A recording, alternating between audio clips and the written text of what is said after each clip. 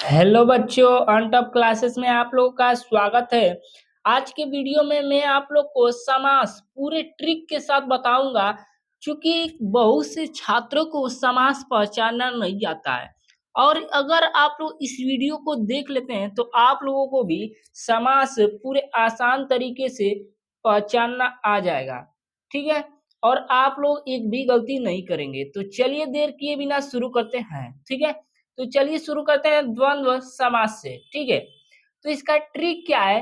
तो देखिए, जो समास लिखा होगा ना उसके आगे उसका ट्रिक होगा। ठीक है, तो यहाँ पर देखिए ट्रिक क्या है कि द्वंद्व समास में अधिकतम योजक चिन्ह, अगर आप लोग को किसी समास में ऐसा योजक चिन्ह ऐसे दिखाई दे दे तो आप मान लीजिएगा तो आप द्वंद्व समास है। ठीक है, तो जैसे मैं यहाँ पे एग्जाम्पल से आप लोग समझिए, जैसे मैं माता और पिता। ठीक है, माता और पिता, तो देखिए इसके बीच में क्या है, योजक चिन्ह लगा है।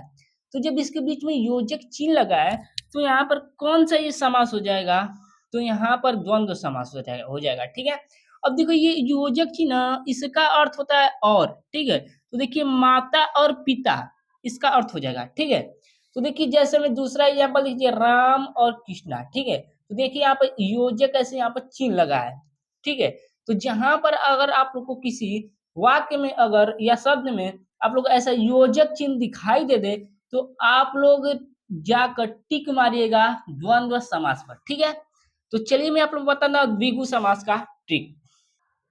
तो देखिए द्विगु समास का क्या ट्रिक है। देखिए इसके आगे या ट्रिक लिखा है कि जब कोई शब्द संख्या से शुरू होता है, ठीक है, वहां द्विगु समास कहलाता है। ठीक है, तो देखिए अगर आप लोगों को कोई भी वर्ड संख्या से शुरू हो रहा है, ठीक है, जैसे हम यहाँ पर देखिए नौ रत्न। ठीक है, तो देखिए यहाँ पर नौ आ रहा है, यानी कि नौ का मतलब नाइन्थ। ठीक है, नौ का मतलब क्या होगा, नाइन्थ। ठीक है, तो इसके पहले शुरू में क्या नौ आ रहा है, यानी कि एक संख्या आ रहा है। ठीक है, तो यहाँ पर द्विगु समास हो जाएगा।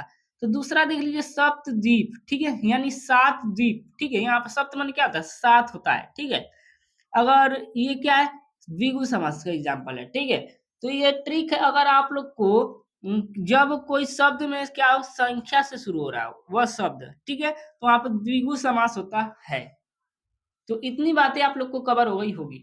तो आगे देख लीजिए कर्मधारय समास पे। ठीक है, तो कर्मधारय समास देखिए क्या है, विशेषता बताने वाले समास को कर्मधारय समास कहते हैं। ठीक है, तो देखिए जैसे में ये आप लोग को ट्रिक नहीं समझ में आया होगा, तो देखिए यहाँ पर, देखिए यहाँ पर क्या, ये उदाहरण से आप लोग समझिए। देखिए यहाँ पर क्या, काली मिर्च है। ठीक है, तो देखिए जो ये काली है ये एक रंग है। ठीक है, काली क्या है, एक रंग है, और मिर्च क्या है, काली है। ठीक है, यानी कि यह काला रंग इस मिर्च की क्या बता रहा है, विशेषता बता रहा है। ठीक है, देखिए आप लोग इस तरह से इसको समझिए कि एक शब्द दूसरे शब्द की क्या करता है, विशेषता बताता है। ठीक है, उसी को कर्मधारय समास कहते हैं।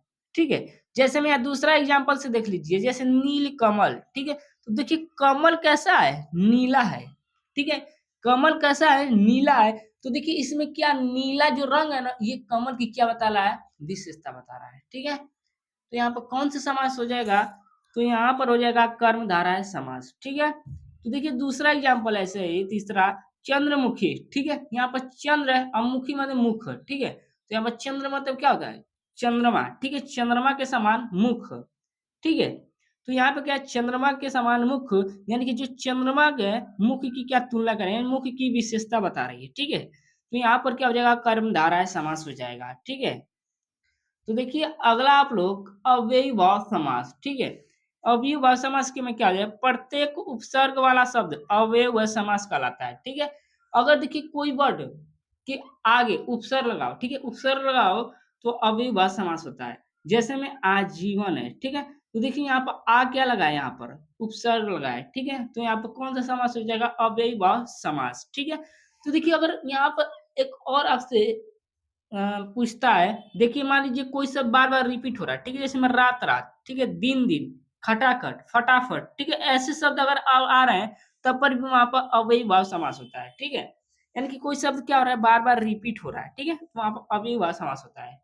इतनी बात कवर हो गई होगी। ठीक है, और मुझे आशा है कि आप लोग को यह ट्रिक आसानी से समझ में आ रहा होगा। ठीक है, तो देखिए अगला है बहुव्रीहि समास। ठीक है, इसका भी क्या ट्रिक है, जिस समास में दोनों पदों के माध्यम से तीसरा अर्थ का बोध होता है, यानी तीसरे शब्द का अर्थ का बोध होता है। ठीक है, जैसे मैं आप लोग को एग्जाम्पल से मैं बताता हूँ। ठीक है, जैसे में आप लोग यहाँ पर देख लो दशानन, ठीक है?